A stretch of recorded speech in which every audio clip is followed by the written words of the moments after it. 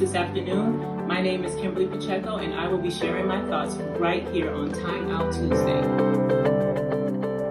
Today, I will be sharing about one of the greatest gifts God gave us, the gift of choice, the gift of free will.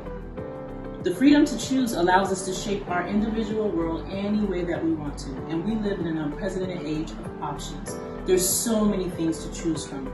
How we choose to spend our time, how we choose to spend our money, who we choose to be around with.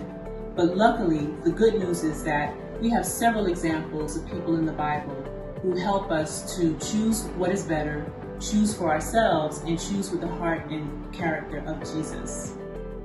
The first example takes us right into the home of Mary and Martha. They are spending quality time with Jesus after losing Lazarus.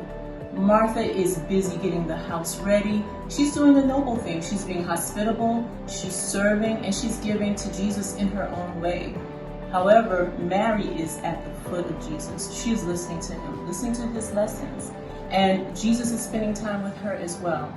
How many times have we done very noble things and we've been busy, but maybe lose sight of what is better, being at the feet of Jesus? You know, our days can get filled with so much. Sometimes it can be very impossible to fit everything in.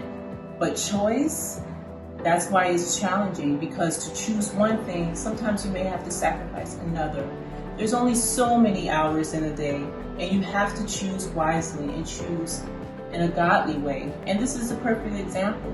Jesus says to Martha, "You are worried and upset about many things. But few things are needed, and indeed only one.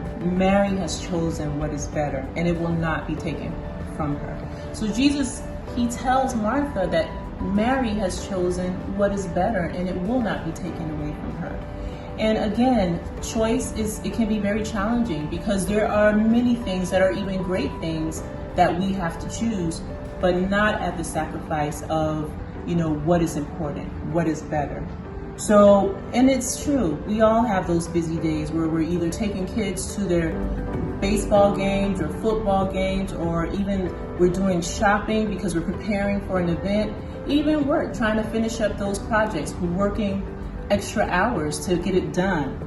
But sometimes we may eliminate something to make that happen, whether it's spiritual gatherings, not going to them, missing out on your personal quality time in the scriptures, and yes, even going to worship.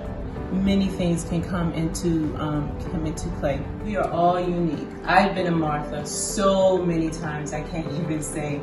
But whether you're a Martha or Mary, we can all learn to choose what is better. Priorities matter, and Mary chooses to sit at the feet of Jesus. And I'm pretty sure Martha learned that from Jesus. Once he told her that she chose what is better, she will make better choices in the future. But we can choose now. The next example is from the Old Testament. We find Joshua, who's leading a new generation of Israelites as they grew up wandering in the desert for 40 years. They began to revert back to their old ways, even worshiping foreign gods. And Joshua gives them a choice. And he says, "But if serving the Lord seems undesirable to you, then choose for yourselves whom you will serve, whether the gods your ancestors served beyond the Euphrates, or the gods of the Amorites in whose land you are living. But as for me and my household, we will serve the Lord." There's so many things going on in our climate today. The political realm, racial tensions, many things can take our eyes off of what is better and what is more important.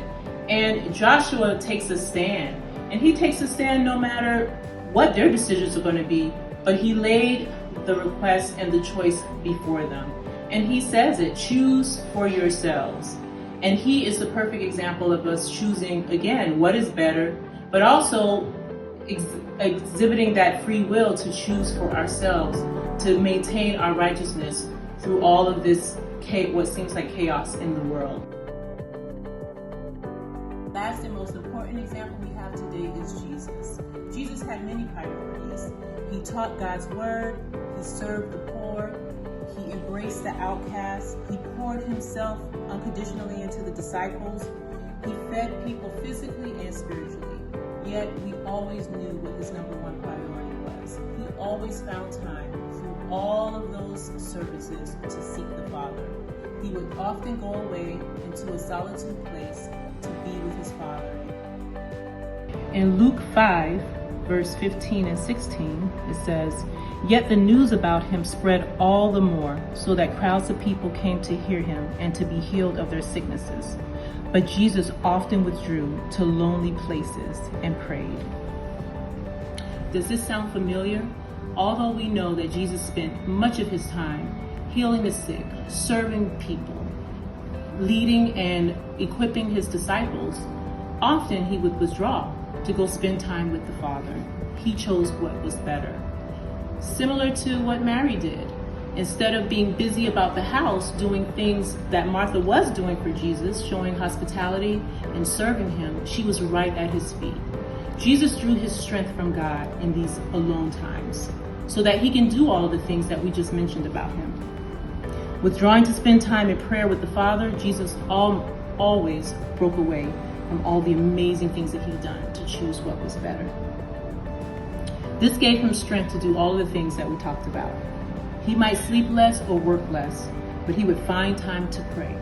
What an example to us all.